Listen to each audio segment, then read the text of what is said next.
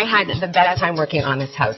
For me, it was the perfect marriage of country living with urban sophistication, and I'm so pleased with the way that it turned out.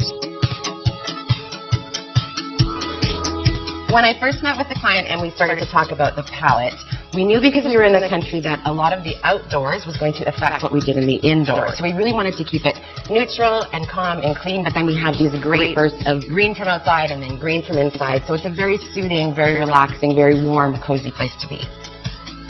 When you're trying to create a look like this, I think the best place to start is starting to layer in your texture because you're going to be using a lot of that. We have hand-scraped pine flooring, we have beautiful slate stone floor, we have rock, we have timber, we have everything you can imagine, and then we've layered in a nice soft linen on top of everything. The client that is lucky enough to live here has a large extended family, so we really wanted to have open concepts so everyone can be together, but we needed to delineate the space. That's sometimes tricky, but what we did is use furniture to give us where our walls would be. So you have the great sight lines, but you really have a great room, a dining room. We have a nice little sitting area, and the kitchen. It's all separate, but it's all open.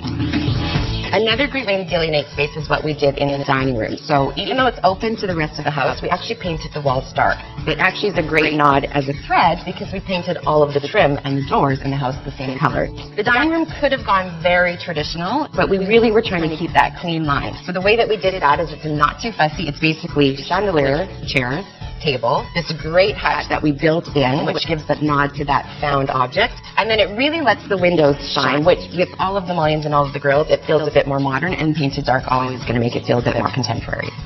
My favorite thing about the great room is how we played with scale. It's a huge room, and again, that can be tricky to make it feel cozy. But what we did is we went oversized where we could.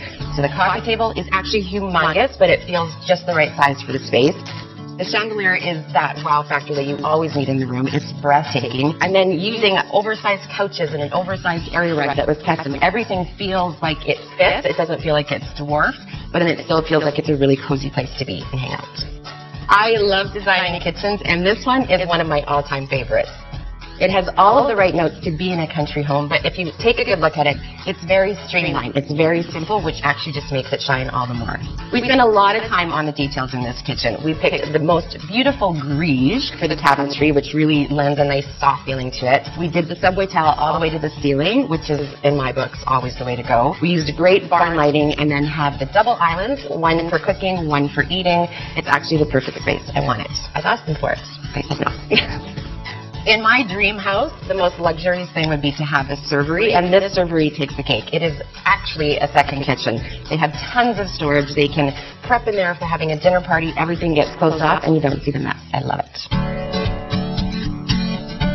One of my favorite moments in this house is when you first come in the door and then you look down the hallway to the back of the house. It's breathtaking. And what we did there is we really created a moment. We have oversized pendants, we have the pine beams and the stone floor, and it's just breathtaking. I love it. The hardest thing about working on this project was really getting my head around how to have country living that isn't like completely cottage or, you know, that vacation home, something that's a forever home for a family. But I have to say, finding that right combination was one of the sweetest moments in my design career.